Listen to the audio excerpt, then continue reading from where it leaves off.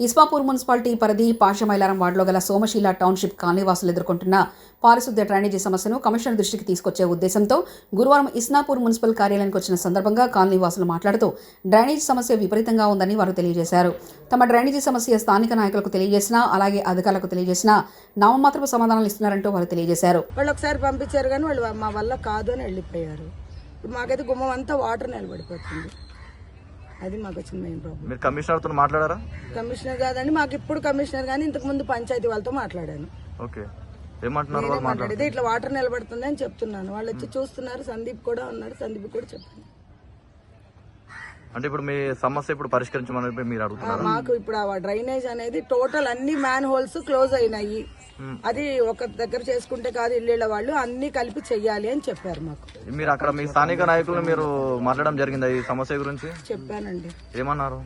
చేస్తామని వస్తున్నారు, చూస్తున్నారు. నెగిటివ్ రెస్పాన్స్ అయితే లేదు. చేస్తామని వస్తున్నారు, చూస్తున్నారు. మరి వాళ్ళ ప్రాబ్లం ఏంటైతే నాకు తెలియదు. మీరు అక్కడ ఉన్న సమస్య గురించి అక్కడ ఉన్న నాయకులకు మీరు వివరించడం జరిగింది, కానీ వాళ్ళు ఇంకేమి వస్తున్నారు, రెస్పాండ్ అవుతున్నారు, కానీ నెగిటివ్ రెస్పాన్స్ అయితే లేదు. కానీ మరి వాళ్ళ ప్రాబ్లం అక్కడ ఏంటో నాకైతే తెలియదు, మాకైతే సాల్వ్ కాలేదు. వచ్చి అందరూ मल्टीपल टाइम्स इन्फॉर्म చేస్తున్నారు. प्रॉब्लम అనేది కరెక్ట్ గా సాల్వ్ అవ్వట్లేదు. इन्फॉर्म చేస్తున్నారు ఎందుకంటే మా టౌన్షిప్ पहले 6 महीने से ये ड्रेनेज का प्रॉब्लम चल रहा है और सबको बताया. ऐसा नहीं कि हम लोग घर में बैठ के रहे.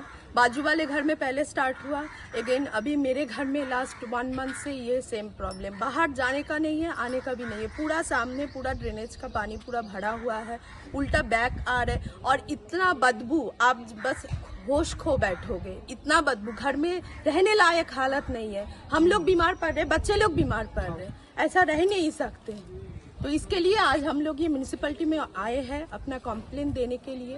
बस यही है, कुछ तो कीजिए आप लोग. నమస్కారం అండి. మేము పాషమైలారం సోమశీల టౌన్షిప్లో, నాది ప్లాట్ నెంబర్ 42. అలాగే మేము అందరం కాలనీ వాసులు, స్థిరంగా ఉండే అందరం ఇల్లు కట్టుకున్నాం. చాలా రోజులుగా అక్కడ ఉన్న సమస్య ఏంటంటే డ్రైనేజ్ సమస్య. అది అధికారులు కొంతవరకు మేరకు దాన్ని చక్కదిద్దారు, కానీ పూర్తిగా దానికి పరిష్కారం కాలేదు. దానికి అందులో ఉన్న బాధితుల్లో మేము ఇక్కడ ఉన్న వాళ్ళమే కాకుండా చాలామంది ఉన్నారు బాధితులు. వారు ఇప్పుడైతే ప్రస్తుతం మా దగ్గర మధ్య రాలేదు, కానీ వాళ్ళు ఫోన్లో స్పందించారు. మీరైతే అధికార దృష్టికి తీసుకెళ్ళండి, దాన్ని మేము కూడా మీ వెనక అందంటే ఉంటామని చెప్పి చాలామంది అది సభ్యులు చెప్పారు. అలాగే దాని గురించి మేము ఇన్నాళ్ళుగా ఏంటంటే చాలా రోజులుగా ఒక పడుతున్న బాధ ఏంటంటే, అది డ్రైనేజ్ ఏదైతే ఉందో అది ఇన్నాళ్ళు వాళ్ళు అధికారుల దృష్టికి, ఒకప్పుడు పంచాయతీ దృష్టికి తీసుకెళ్ళడం వల్ల వాళ్ళు మాకు తాత్కాలికంగా ఉన్నటువంటి పరిష్కారం చేశారు. దానికి ఇప్పుడు అది పూర్తిగా తాత్కాలికంగా కూడాను ఈ ఎలక్షన్స్ ఏవైతే రావడమో వాళ్ళ తలకు అధికారం పూర్తి అయిపోవడం చేతను వారి చేతుల్లో లేకపోవడము, మరి అది కారణం ఏదైనా కూడా ఇప్పుడు ఉన్న డ్రైనేజ్ వాటర్ అంతా కూడా రివర్స్ మళ్ళీ మా ఇళ్లలోకి వచ్చేస్తుంది. మేము వదిలిన నీళ్ళే మా ఇంట్లో ఉండిపోవడం వల్ల పిల్లలకు అనారోగ్యం చేస్తుంది, మాకు అనారోగ్యం చేస్తుంది.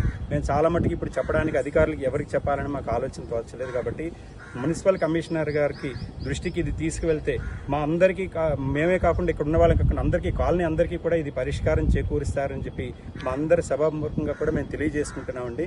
అదేవిధంగా ఒకసారి ఈ మీడియా మిత్రులు కూడా మీరు అధికార దృష్టికి తీసుకువెళ్ళి మా అందరికీ కూడా, అందరూ ఎవరైతే ఇది చూస్తున్న వారు కూడా దయచేసి మా కాలనీకి ఇది మీదిగా అనుకుని దీన్ని దయచేసి అందరూ కూడా జయప్రదం చేయవలసిందిగా, మా బాధలు తీర్చవలసిందిగా మున్సిపల్ కమిషనర్ గారిని కోరుకుంటున్నామండి.